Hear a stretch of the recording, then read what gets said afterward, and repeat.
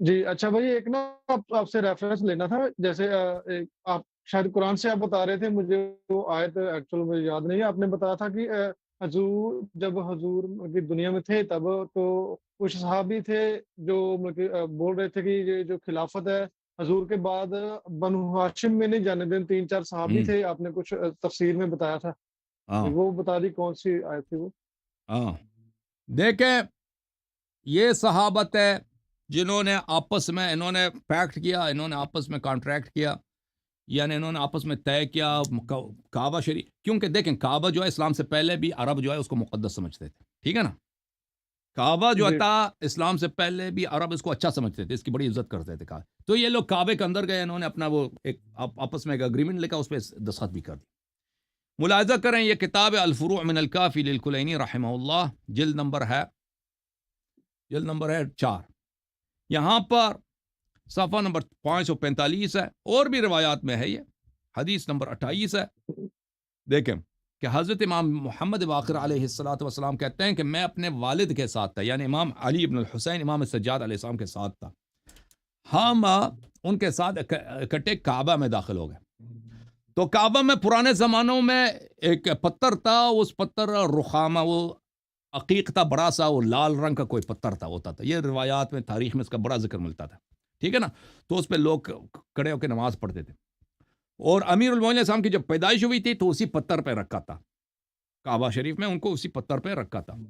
تو شیعہ حضرات اس سے بڑی محبت کرتے تھے، اس پتھر سے، ٹھیک ہے نا؟ اس پتھر سے بہت محبت کے پاس رکھا تھا، ٹھیک ہے نا؟ تو اس نے اس سنگریزوں کو کسی جام میں رکھ کے پانی اس میں ڈالا تھا کہ یہ وہ سب پتھر تو نہیں، اب اس کے کچھ سنگریزے بچے ہمارے پاس، وہ تو اس میں تبرک کے طور پہ پانی پیش کیا تھا، ٹھیک ہے نا؟ اچھا بہرحال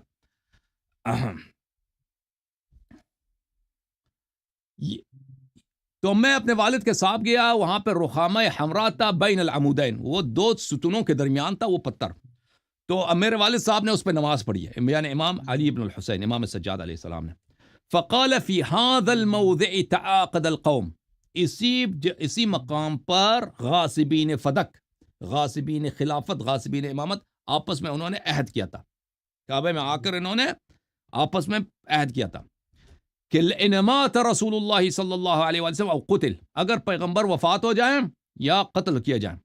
لا اللہ يرد هذا الامر فی احد من اہل بیت، اس امر امامت و خلافت کو اہل بیت کے کسی فرد کو نہیں جانے دیں گے، بھائی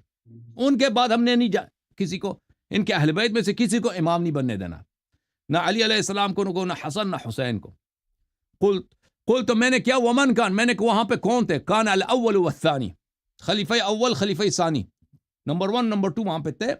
ابو عبیدہ ابن الجراح بھی تھا، سالم ابن ابی الحبیب، سالم مولا حذیفہ، یہ 4-5 صحابت تھے، انہوں نے آپس میں عہد کیا تھا۔ اس کے علاوہ بھی اسی کے متعلق اللہ نے قرآن میں آیت نازل کی ہے، یہ آیت جو سورہ مجادلہ میں ہے، ما یکون من نجوى 3 الا هو رابعهم، 3 آدمی، 3 منافق آپس میں جو نجوا کرتے ہیں ان کو پتہ ہونا چاہیے کہ چوتھا اللہ ہے، اللہ دیکھ رہا ہے کہ تم آپس میں کیا سرگوشی کرتے ہو، کیا آپس میں تم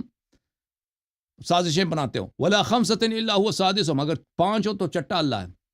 زیادہ ہوں یا کم ہوں اللہ ان کو سب کو پتہ ہے، اور اللہ تعالیٰ قیامت کے دن ان کے سب سازشوں کا حساب لے گا۔ یہ اس کا اسی آیت کے ذیل میں اور روایات بھی ہیں، ٹھیک ہے نا بھائی؟ سمجھ آئی دانش بھائی؟